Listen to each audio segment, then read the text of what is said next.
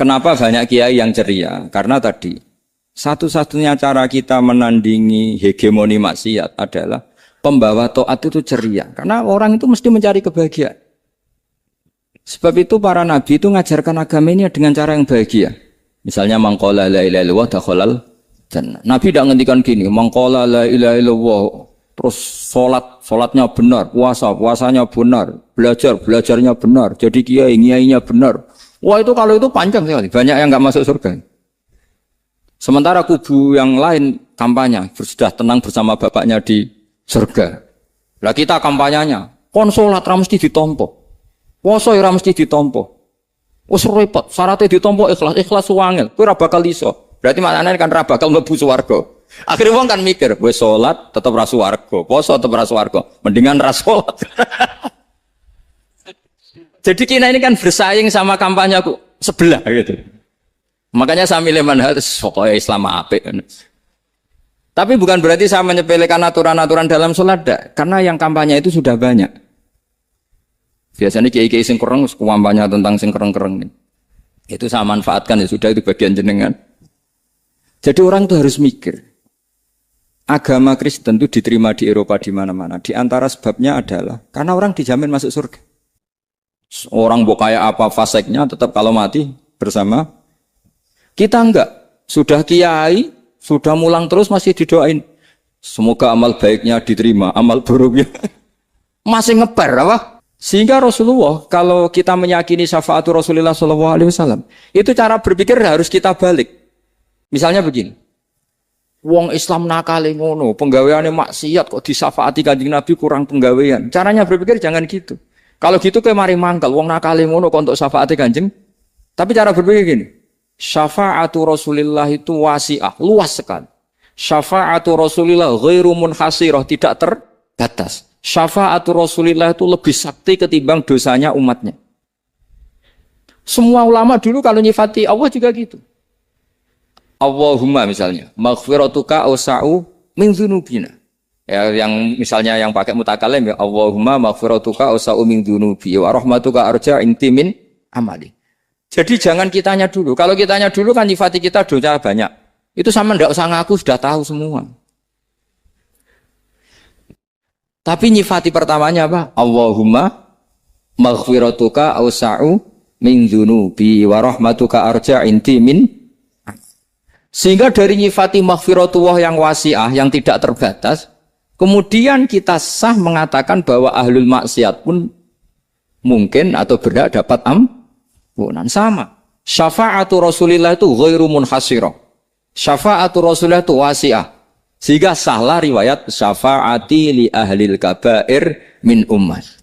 Itu bukan menyangkut melegalkan kabirah. Bukan menyangkut mengesahkan orang Islam dosa besar. Karena nanti dapat syafaatnya Rasul.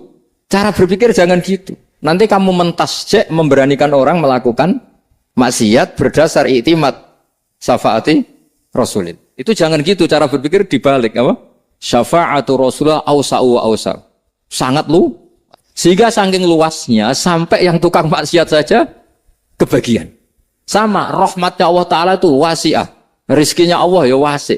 Sampai wong nganggur ya iso mangan ngono. Lah begitu juga rahmati Allah Ta'ala itu wasi'ah. Sampai wong sing sumpek utange akeh ya iso guyu ngono. Lah tapi kalau dibalik, misalnya saya diprotes kiai, saya pernah juga diprotes. Gus umat kok mbok latih guyu, padahal mereka maksiate akeh, utange akeh gini-gini. Karena kamu menyifati orangnya. Kalau menyifati orangnya sampean guyu haram. Utang jatuh tempo, sampean gak mikir dosa ndak?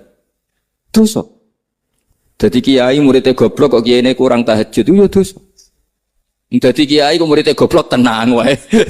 Sementing untuk sowanan itu amatir ya kan. Mestinya cara berpikir dibalik. Rahmatullah wasi'ah. Rizkuhu ya wasi', fadluhu wasi'. Sampai wong sumpek wae iso guyu. Sehingga kita ini sudah objek. Loh, kita ini tidak subjek. Di alam raya ini kita tidak subjek, tapi apa? Objek. Makanya saya berkali-kali mengatakan, mbok kayak apa sumpeknya kita, tetap wong iso guyu. Karena apa? Allah mensifati dirinya wa annahu wa adhaka wa abka. Allah itu adhaka, zat yang memberi orang iso guyu. Wa abka lan zat sing maringi wong iso nangis. Karena sifatnya Allah Ta'ala pasti nafidah. Sifatnya Allah Ta'ala pasti terjadi. Dan kita objek. Makanya wong sumpah utangnya akeh. Bojo ora percaya, tangga ora percaya. Oh nak guyu banter-banter. Karena Allah itu adhaka, zat sing maringi guyu. Wa abka. Sudah presiden, sudah gubernur, sudah menteri. Nah Allah kepengen nangis, no yo nangis. Coba ngeluhnya apa kalau misalnya jenengan seorang mantan presiden atau mantan gubernur. Kadang anaknya calonan RT, bo menang bunda. Ngeluhnya apa orang alim misalnya, alim alama, anaknya mau jadi jurumiyah raiso. Susah. Kaya raya anaknya jadi pasien, susah. Allah punya cara untuk abegah, untuk bikin orang nangis. Nah karena kita ini objek, pasti sesupuk apapun orang yang bisa tertawa, ya bisa nangis. Makanya banyak ulama yang enggak terlalu serius mikir agama ini. Bukan karena dablek, enggak. Karena Allah mensifati dirinya Al-Hadi, yang memberi petunjuk. Kita enggak ditunggoni Kanjeng Nabi, enggak ditunggoni Wali Songo, enggak ditunggoni para Alawiyyin yang dulu. Enggak ditunggoni Habib-Habib yang kayak Said Abdul Al-Haddad. Tapi karena Allah itu Al-Hadi, yang memberi petunjuk. Dan sifatnya Allah Ta'ala la budda wa ayat takuna nafidah. Sifatnya Allah pasti nafidah.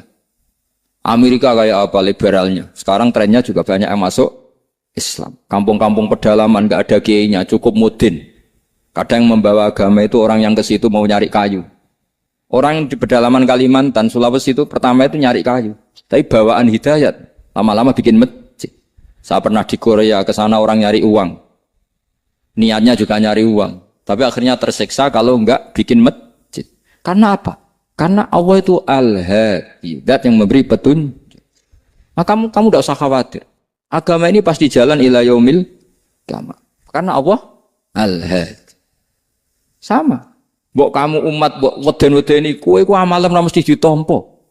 Nek ora ditampa mlebu neraka. Ngono mulai ngaji ya tenang ae.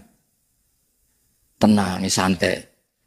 Bahkan kadang bilang gini, Pak Yai tadi gak bener. Masa ngecap orang lebu neraka? Kita yang masyarakatnya gak tahu pintunya. Pak kayaknya tahu pintunya. Karena orang itu punya cara. Loh ya betul. Orang Bedui itu kalau ngaji sama Nabi itu lebih unik timbang yang soleh, timbang yang pinter. Sehingga banyak ilmu itu ditemukan dari orang Bedui. Karena cara berpikir itu aneh. Kalau orang soleh, orang waras kan berpikirnya ada aneh, standar. Jadi orang Bedui itu aneh.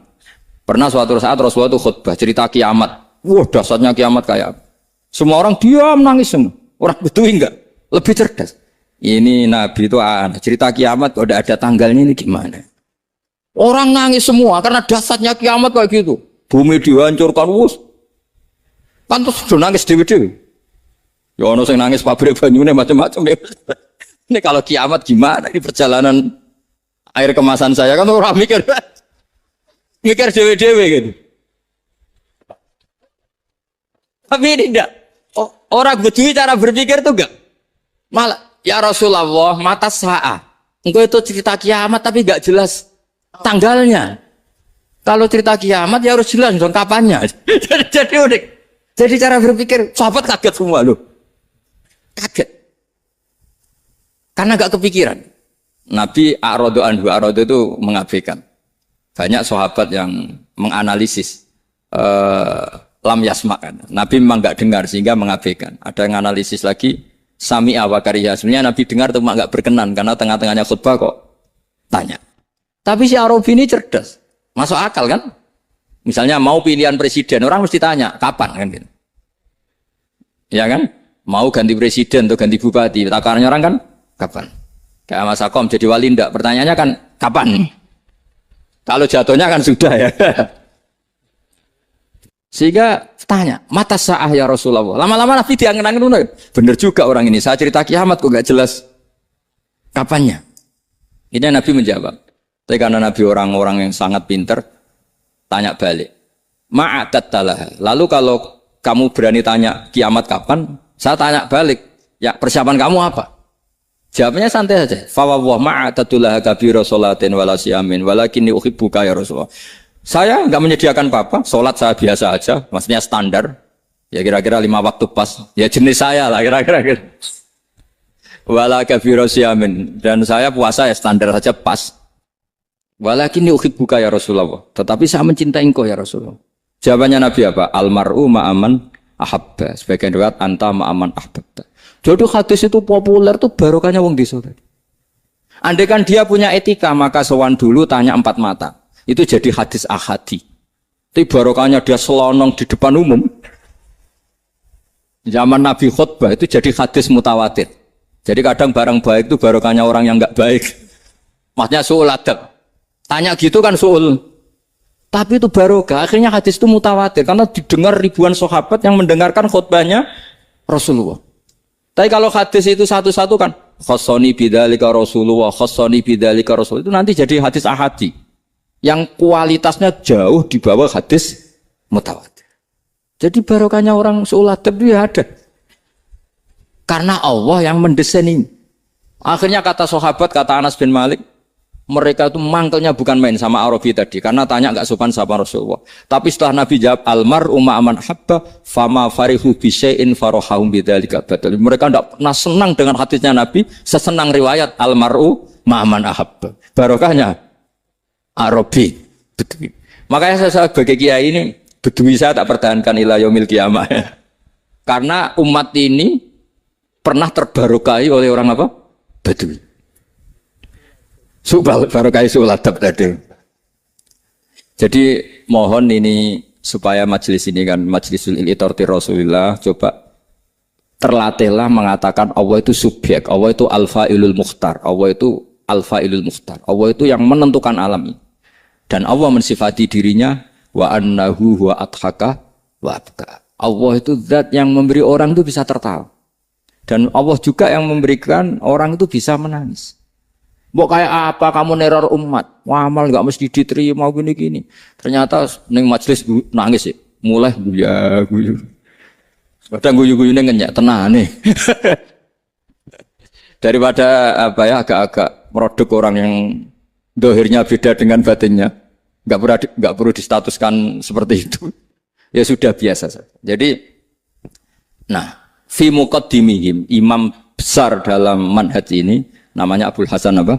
Asyadzili. Abul Hasan Asyadzili itu kalau ada orang tanya gini, Beb saya ini susah, sholat saya tidak mesti diterima Allah gini-gini, marah. Enggak usah. Kafa bika jazaan an radiyaka laka ahlan. Sudah kamu ditakdir pernah sujud itu sudah keren. Saya itu andaikan dapat kabar dari malaikat bahwa sholat kamu tidak diterima, saya tidak susah. Bukan karena sombong. Pernah ditakdir sholat sujud ning Allah itu keren. Kayak apa malunya kita ketemu Allah kemudian kita di bumi tidak pernah sujud. Makanya itu Abul Hasan Asyadzili kowe ora usah mikir sholat ditampa taro ora usah mbok mikir. Kowe ditakdir tau sujud itu hebat. Kafa bika jazaan an radiyaka laka ahlan. Cukup kamu mendapat balasan dari Allah, kamu pernah ditakdir sujud. Gak perlu ngaji alim alamas, gowo sawi ngalor ngidul jalalain keren. Paling gak malaikat pernah melihat kamu, wah gowo tak kitab kuwedi. Gak penting pahamu kamu. Karena isra bakat paham Mas. Jadi Abul Hasan Asyadzili adalah orang yang dan itu Al-Hasani ya, dan itu Al-Hasani. Makanya macam-macam kita yang Al-Husaini sudah kita punya faqih muqaddam, punya banyak. Di Al-Hasani yang paling populer diantaranya adalah Abul Hasan Asyadzili. Beliau itu kalau ngendikan sesuatu itu positif terus. Termasuk itu ketika ada orang resah sholat saya diterima ndak, kata beliau, wes kowe sing support nak, ditakdir tahu sujud. Saya itu sebetulnya kadang-kadang miris, wes sholatku tompo ta ora, tapi saya sangat sadili. Sangat-sangat sadili. Saya enggak pernah berdoa ya Allah, ibadah kami jenengan terima ndak, karena takut kalau doa gitu keterusan itu terus ditompo ora ya. Akhirnya keterusan gitu. Akhirnya ngenes. Masa orang pernah sujud ngenes? Lama-lama gini setan masuk. Apa artinya saya sujud ternyata gak diterima? Lu wong kawula kok iskal tentang pernah sujud. Itu kan ibarat gini, kamu ngasih uang sama orang tua kamu, misalnya Habib Soleh ngasih uang Habib Ali, terus apa artinya tak kasih, kemudian beliau tidak terima kasih, itu kan lucu. Terima kasih tidak terima kasih, seorang anak ngasih orang tua itu keren. Makanya saya bangga dengan Habib Soleh ketika beliau mengumrohkan Habib Ali, sudah mendaftarkan haji Habib Ali. Gak usah mikir diterima apa enggak. Wes keren, itu sudah perilaku yang keren, yang hebat. Makanya saya sering ada orang mau cerai tanya saya, Gus saya ini cerai gak, istri saya kurang ajar gini. Gak usah. Lha bojo kula judes. Wong di bojo iku wis keren. Paling gak kowe ra darani jomblo.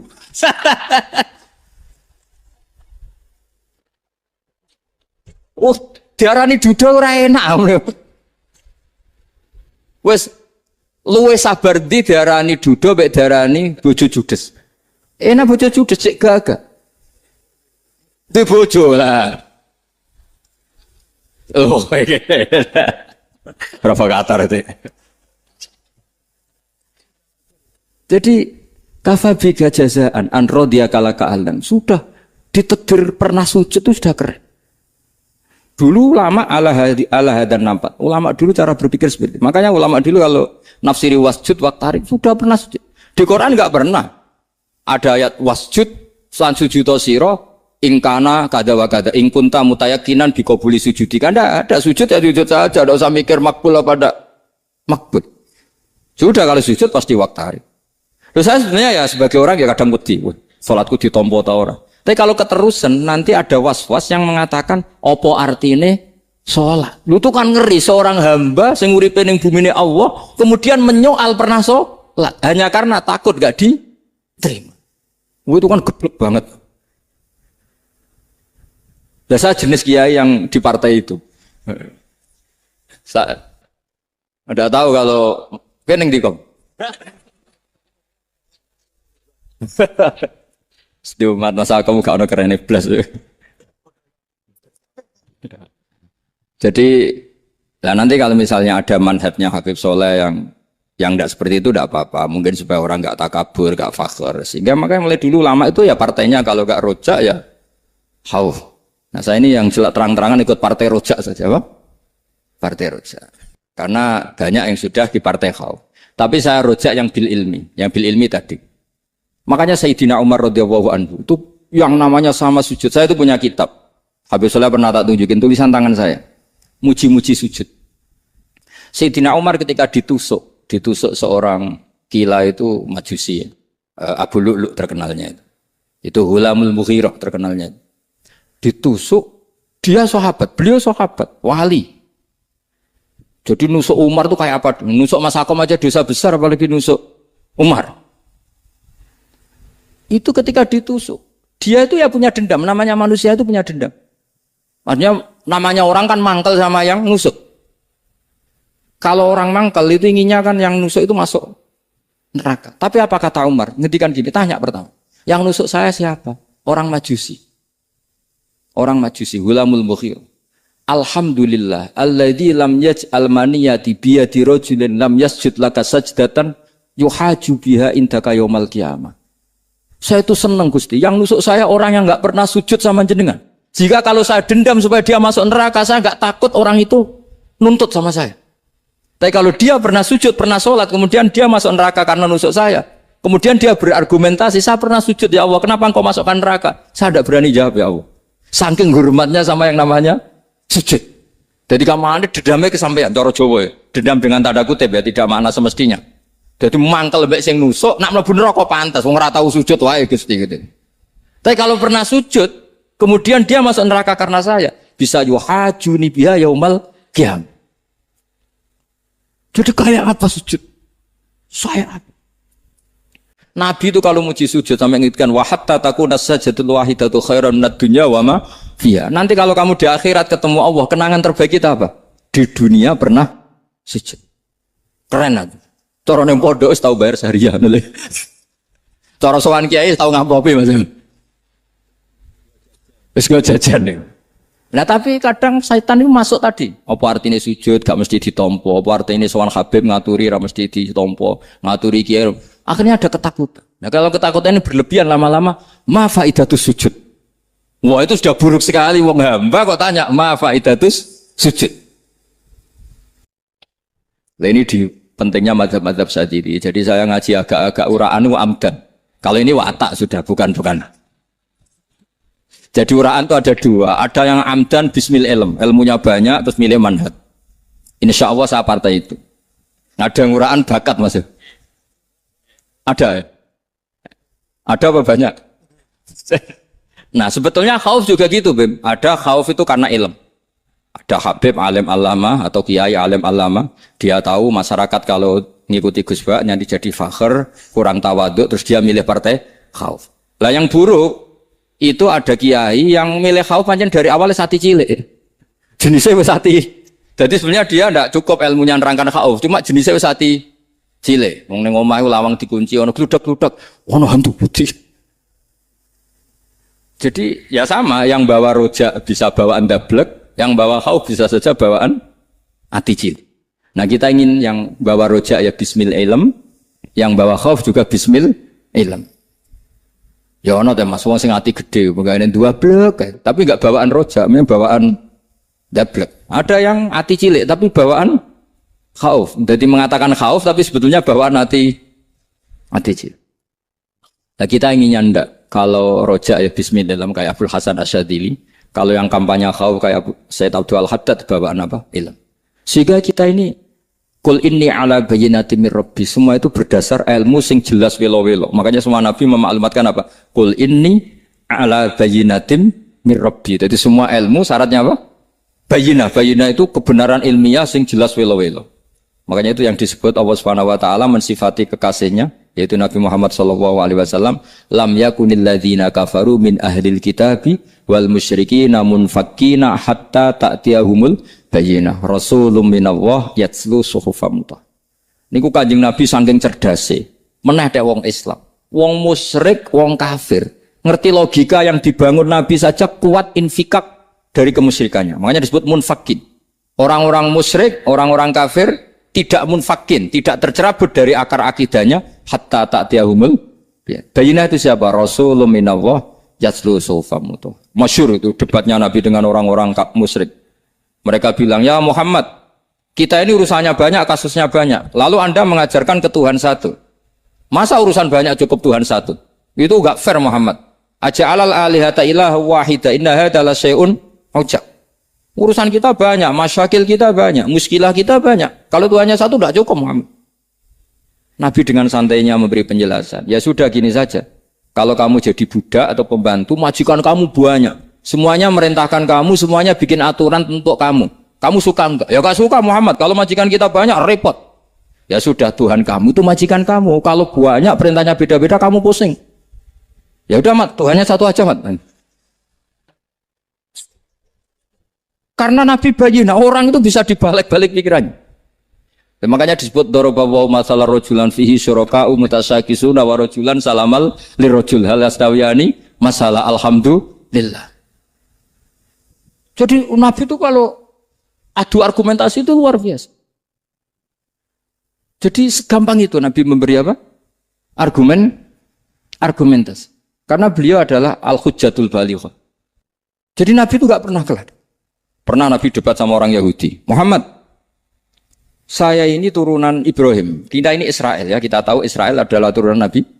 Israel nama lain dari Yakub. Yakub bin Ishak bin Ibrahim. Padahal Yakub ini punya anak namanya Yahuda. Makanya Yahuda bin Yakub bin Ishak bin. Kita ini yang mirip Ibrahim. Bukan kamu.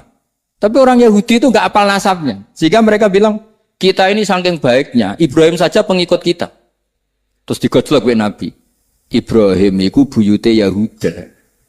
Makanya digojlok ha antum ha ula ihajatum fi malakum bi ilm falimatu hajuna fi ma laysa lakum bi ilm. Kita adu debat itu sudah ilmiah. Kenapa kamu menjadi tidak ilmiah? Kenapa Muhammad? Terus Allah menurunkan wa ma unzilatit Taurat wal Injilu illa min ba'di afala ta'qilun. Artinya gini, kalau Ibrahim dikatakan Ibrahim Yahudiyah, itu sama dengan saya berkali-kali podo karo sampean misalnya ngendikan Bazubair itu pengagumnya Gus Roji misalnya. Padahal Gus Roji bin Ubab bin Maimun bin Zubair. Misalnya Gus Roji bin Kiai Haji Ubab bin Kiai Haji Maimun bin Kiai Haji Zubair. Nah Ibrahim itu kan Yahuda bin Yakub bin Ishak bin Ibrahim. Terus mereka bilang Ibrahim itu pengikut Yahudi. Itu kan kebalik-balik. Kayak Habib Hasan itu pengagum Habib Soleh. Kan Habib Hasan rohnya, ini gimana ini sih mbahnya kok dianggap. Nah, sehingga orang Yahudi ketika Nabi berdebat, beda dengan Nabi Muhammad SAW. Ketika ditanya, kenapa kamu yakin agama Tauhid? Millata abi. Karena ini agama nenek moyang saya. Millata abikum apa? Ibrahim. Jadi jelas. Akhirnya orang Yahudi ngerti. Ya kan sama dengan mengatakan tadi Pak Karno itu pengagum Puan Maharani. Kan aneh enggak kalimat itu? Mbah Hasyim Asy'ari itu pengagum Gus Dur. Gak lucu. Itu debat. Jadi Nabi itu orang yang bayina. Bayina itu kalau menerangkan kebenaran itu bahkan orang kafir pun bisa infikak, bisa munfakin, tercerabut dari akar. Nabi itu mudah sekali merubah logika. Makanya di Quran sering ada kata aro'aitum. Karena memang tadi. Nah saya mohon apapun pilihan Anda rojak, kayak Abdul Hasan Asadili tadi. Ketika orang resah sujudnya diterima apa enggak, sholatnya diterima apa enggak. Beliau bisa berargumentasi betapa pentingnya sujud. Wes aja kowe iku kawula, tahu sujud iku keren. Saman bayangkan betapa malunya kita. Kalau kita ketemu Allah kemudian di dunia enggak pernah. Lho paribasane kula mlebu swarga lah wisin. Mlebu swarga, tapi ning donya ora tahu wisin. Sama seperti kowe di guru, saurip-uripmu ora tahu salam template wisin. Kira-kira seperti, meskipun salam template ora penting. Ya ora penting toh, misalnya soalnya salam template 50.000, duwe wis akeh ngono kan. Nama sakom penting kudu rokok. Itu bukan nilainya kok, betapa malunya kita. Saya dulu mau sarang, andai kan tidak pernah khidmah sama, ya malu tenan sebagai apa? Santri. Makanya Sayyidina Umar ketika beliau dibunuh orang, itu pertanyaan pertama, dia pernah sujud enggak? Enggak pernah. Andai kan dia pernah sujud, maka saya tidak berani masukkan dia masuk neraka. Takutnya dia protes sama Allah, ya Allah saya pernah sujud, kenapa harus di neraka? Atau Umar ditanya Allah gini, Umar, kue ridho wong sing tahu nyembah aku, kemudian dia di neraka. Kayak apa? Jadi makanya Umar ketika wafat ketika alhamdulillah alladzi lam yaj'al maniyati biyadi rajulin lam yasjud laka sajdah. Ya jadi saya mohon sekali jadi majelis ini sebuah majelis mubarak, caranya tauhidnya dibenarin. Apa tauhidnya dibenarin? Jadi Allah itu adhaka wa abka, Allah itu al-hadi, Allah itu ar-razzaq. Sehingga Menteri Ekonomi mbok salah rumusnya lah wong tetap mangan. Mergo Allah itu ar-razzaq. Mbok negara dikelola keliru lah wong tetap mangan, wong Allah itu ar-razzaq. Kiai rada akeh sing di masalah. Tapi ya tetap agama ini jalan. Lho andai kan syaratnya agama ini kiai ini bener, wah ya repot. Kowe iso bayangno masakom bener terus. Tapi agama ini berkali-kali coba di TV itu banyak nyun sewu, ada ustadz, ada kasus apa, ada kiai, kadang ada masalah hukum. Agama ini jatuh enggak masalah. Padahal di TV sudah dinasionalkan kan, ada kiai terlibat kasus hukum atau ustadz tertangkap karena melakukan apa itu. Tapi enggak ngefek karena agama ini bihifdzillah wa biriayatillah. Sama. Negara mana-mana kadang manajemen ekonominya enggak jelas, tapi masyarakat ya makan karena Allah Razzaq. Sama, aku kancanan Mas Ako mengeluh, tapi Allah adhaka, akhirnya iso guyu. Padahal orang untungnya blas kancanan dek. Tapi karena Allah itu adhaka.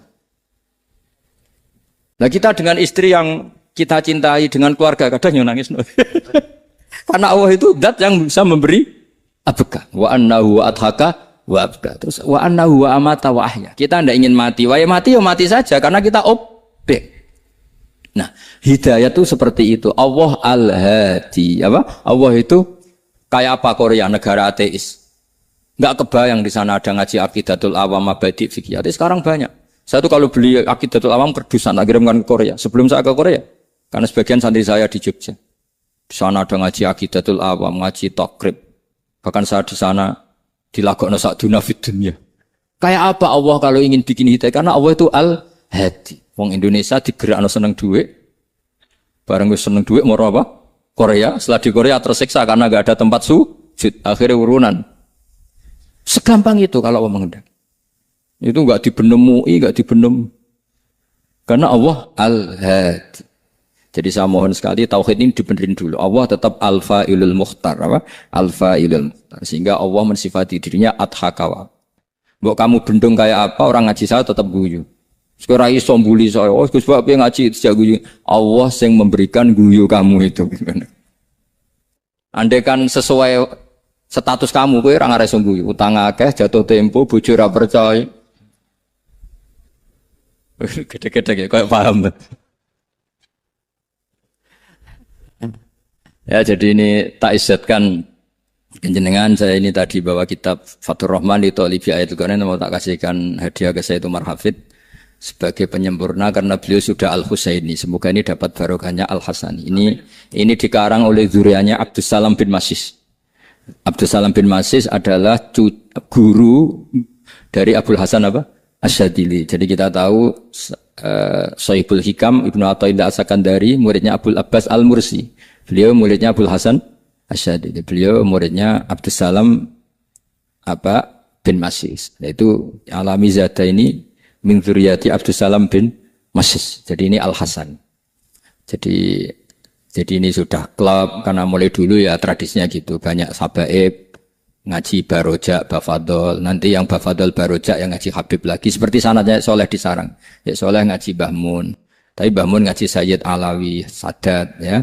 Ngaji Sayyid Zaini Dahlan. Nanti setelah Sayyid Zaini Dahlan ngaji Ajam lagi Usman Adim Yati. Jadi ya biasa mulai dulu silsilah ya seperti itu. Jadi seperti dulu Ibnu Abbas termasuk Qorobatu Rasulillah. Jadi dulu Qorobatu Rasulillah itu Bani Hasyim sama Bani Muttalib.